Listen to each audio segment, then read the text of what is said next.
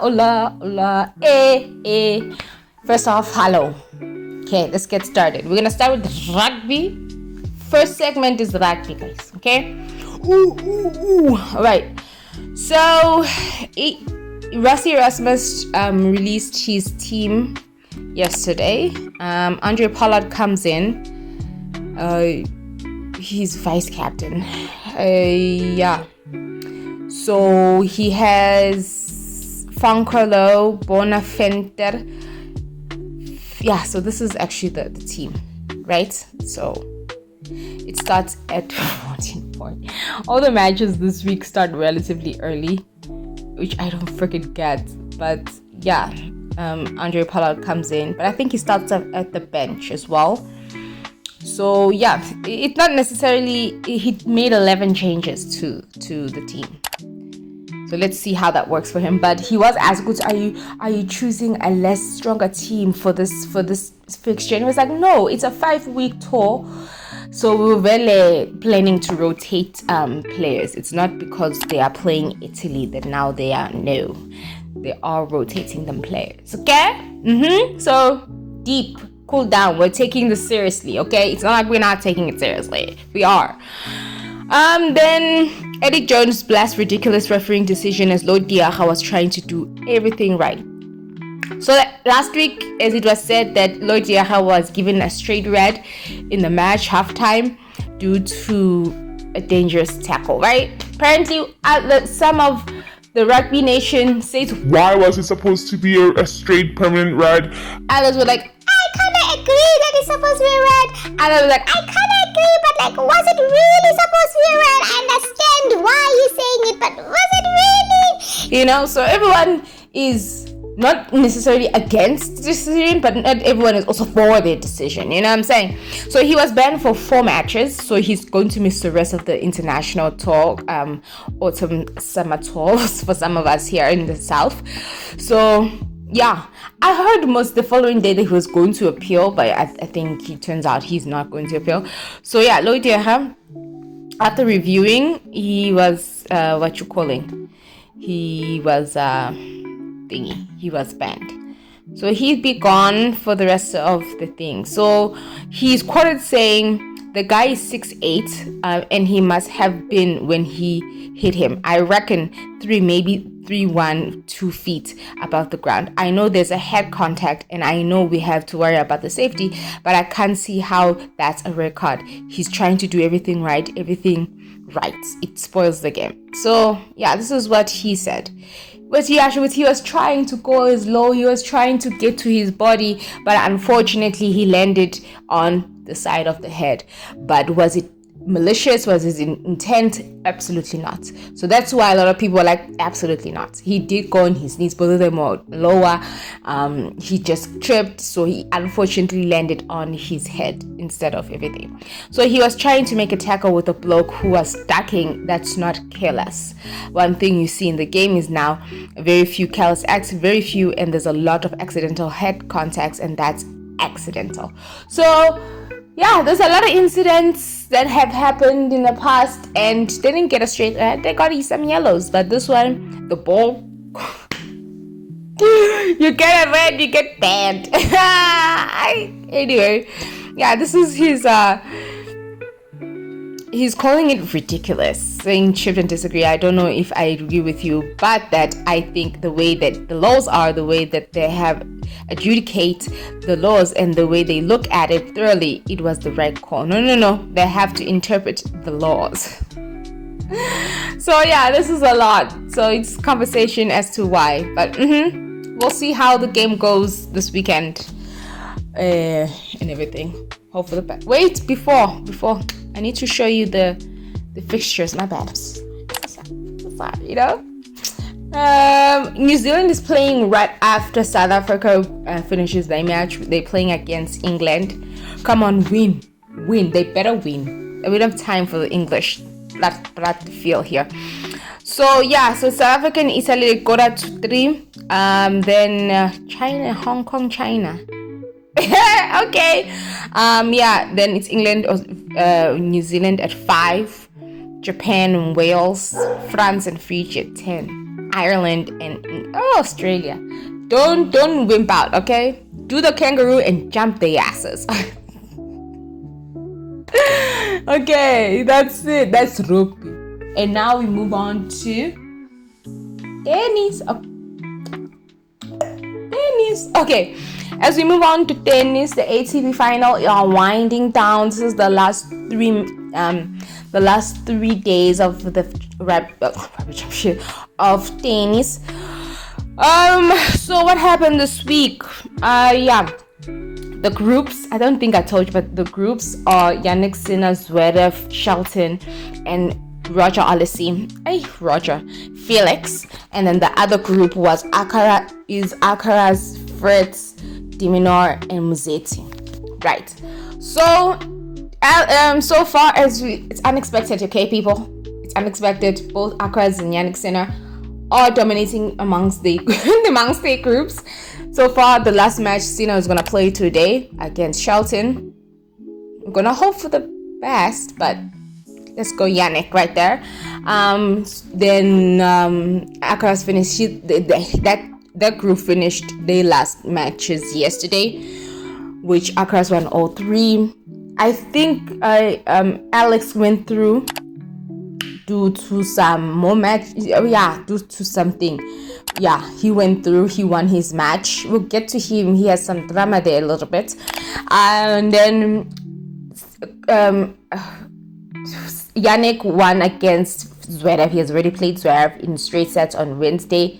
Not quick, fast, but Zverev did some things. He got his serve in motion in the first set, so he was able to put pressure on Jannik. But apparently, he was like surprised that Jannik's serve was doing so well yesterday, and also the commentator was saying that as well. You don't expect Jannik to get out of some harm to do his serve. It's like, didn't he say that he's trying to work on his serve earlier in July? Like, hello, like, anyway, so he won that, and then he also defeated Aliassime also in the first round in straight sets. So he technically hasn't lost a set, unlike everybody else has lost a set. So just keep that motion going, okay, Jan? So I made a prediction, I think Tuesday, Wednesday. I was like, there's one. Actually, I was supposed to say there are two players that won't even win a match. So far I'm wrong, but I'm half right at the moment because Shelton is playing Sinner, and he hasn't won the other two matches that he has played recently. So I don't know, but I think it's gonna be a three-peat here. I don't think he's the only player that's not gonna win a match in this tournament, because I said it was going to be Shelton and it's going to Musetti, but at least Musetti won against Alex. So so that's what's been happening there. And so now on the other side, on the Jannik Sinner group, the people that need to win, and they're playing against each other, which is Zverev and Felix. So whoever wins goes through. Anyway, I don't care who wins there. So these are the results from yesterday, right? And I'm glad today Jannik is playing early. I'm so tired at the 9:00 at night matches. They're annoying me. So he's playing early. It's 89%. Come on, make it 100, Jannik, I don't know you. I'm so sorry. And then Zverev and Aliassime. They gave him a 61. I low-key want Felix to win my match. Low-key. Okay, so those are what is happening in terms of the ATP. Now we go to Musetti. Musetti won that match against Alex. Completely gassed out, so he says, but not done. So Lorenzo Musetti survived de Minaur in Turin. So apparently, I didn't watch the whole match because, like I said, it was at night. So apparently, the Italians rallied from a 3-5 down third set. I don't know who was serving. I think Alex was serving, and Alex lost the remaining matches. So he went from 5-3 up. Alex, I don't know if he was serving for the match or something, to him not winning any more games because Musetti won it 7-5. So he edged him out, right? So what happened here? They talk about Novak Djokovic's stupid decision, and they changed the rules apparently. So I'm pivoting real quick. ATP changed the rules that now the race to win one last time, which is next year because they have a 3-year contract, is that after Parents Masters, that's the end of qualification. So if you don't qualify after the Parents Masters has finished, you don't qualify, you're done. So this thing you're gonna play one more tournament after Paris Masters to try to qualify. No, because they're trying to avoid the not having the entire group of men for the photo shoot, for press tour, for everything, for whatever during what happens before the tournament begins and promoting it and everything, right? Unlike this year where there are 2 players absent due to the fact of Djokovic's stupid decision on my last minute. So yeah, I needed to tell you that. Anyway, so where he fell, okay, where is it? Yeah, there it is. He delivered an lasted domino 7-5, 3-6, 7-5 in 2 hours 47. He rallied from 3-5 down in the final set to complete the comeback. So, speaking, he said, I thought you were gassed after the second set. Honestly, me too. I was completely gassed. I didn't know from where, maybe from the crowd, from my team, from my box, who was screaming loud today. They gave me the energy that I needed to turn this beautiful match. Honestly, on the stage with these people, my crowd, I think it ranks in the top 3 wins of my career so far. It's the opposite with Alex de Minaur. So, delight of this Italian crowd, Lorenzo Musetti.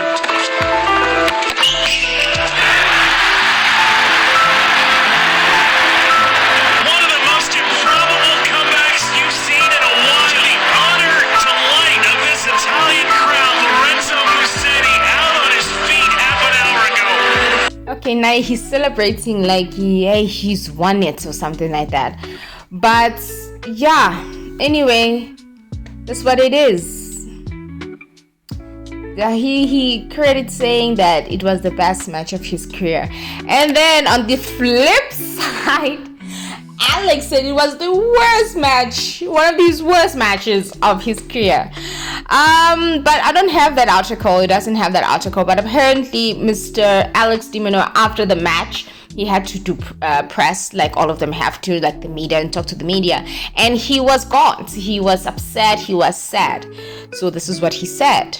It's probably a good thing I don't express my feelings right now because they're quite dark. To be honest, it just feels like it's been that type of year where I've had what feels like a whole lot of matches that should have gone my way and just somehow don't. So, yeah, I mean, don't feel great.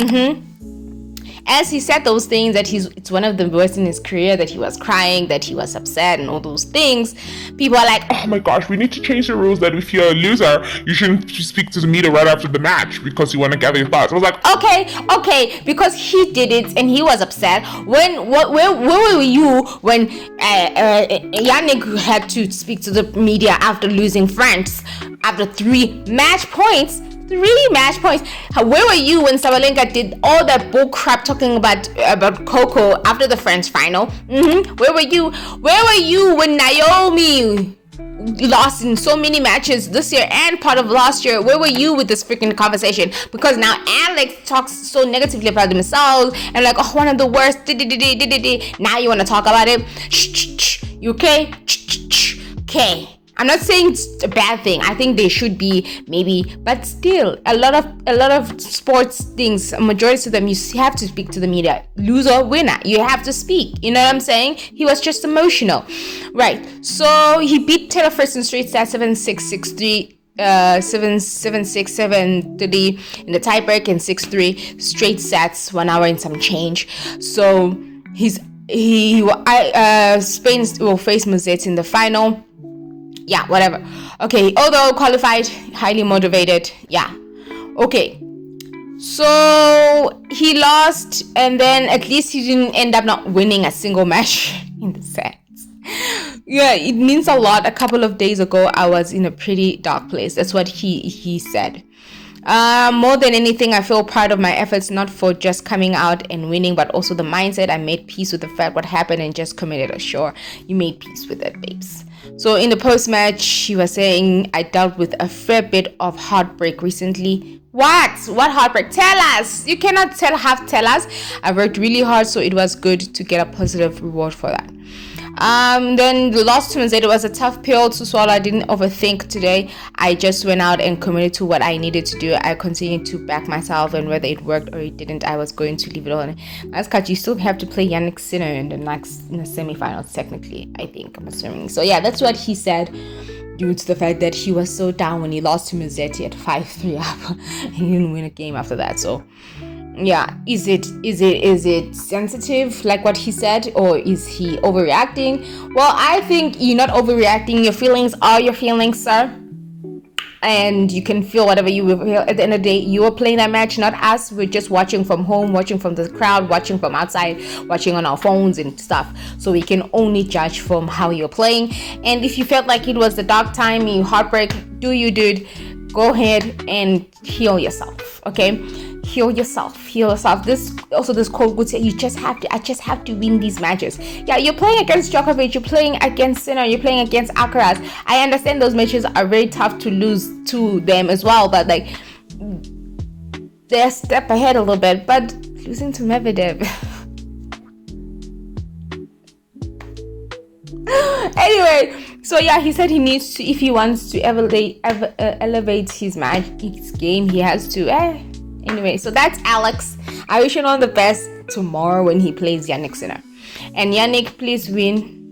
I want to be celebrating. I want to be wearing our orange rig on Monday when we celebrate you, okay? We need to get it going. And his serve has been great. Okay, so we'll see. Yesterday, the crowd for Mazzetti was on fire. My goodness. Imagine the final between Alcaraz and Jannik Sinner. The crowd for Jannik. I like to. It will be fire.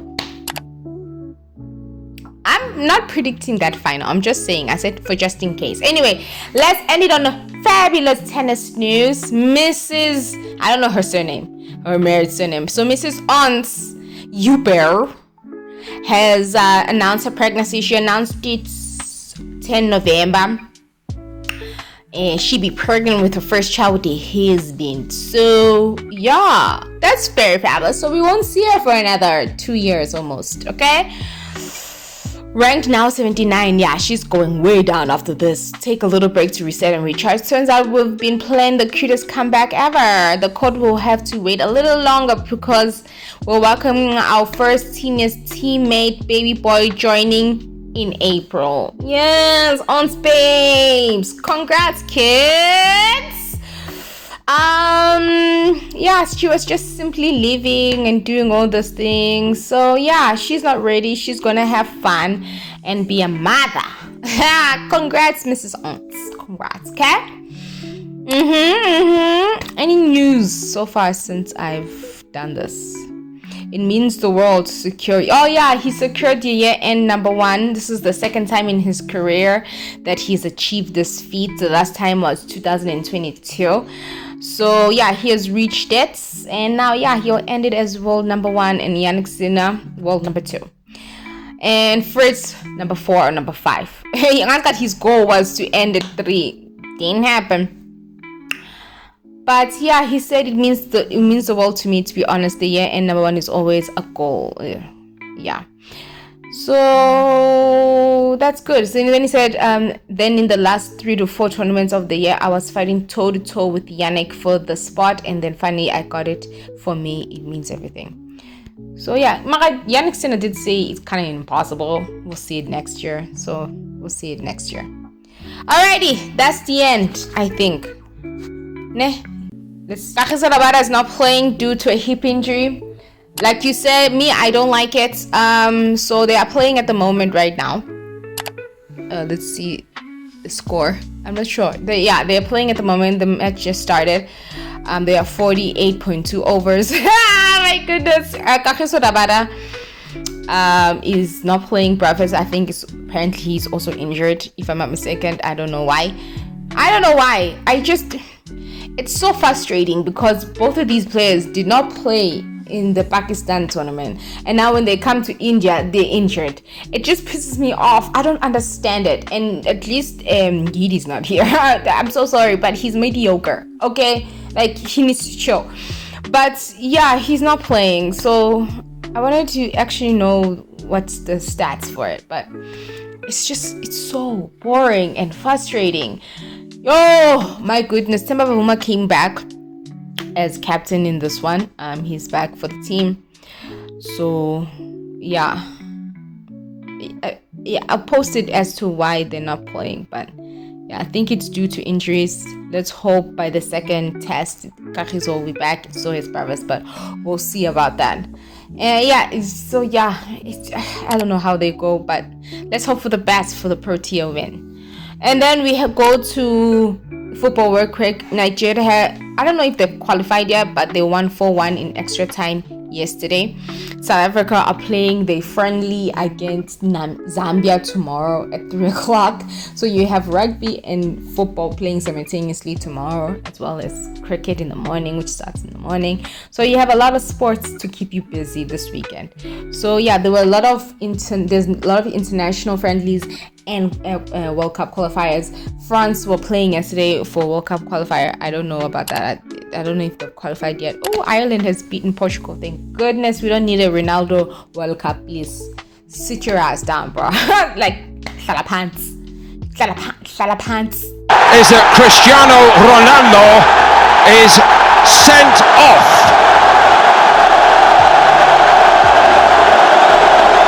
Anyway, yeah, so that's it. That's all I'm gonna say about that. Okay, that's all I'm gonna say about that. So that's all I'm gonna say about that. So anyway, please do well, please do share, and see you Monday to be celebrating our Orange Army. Okay, bye.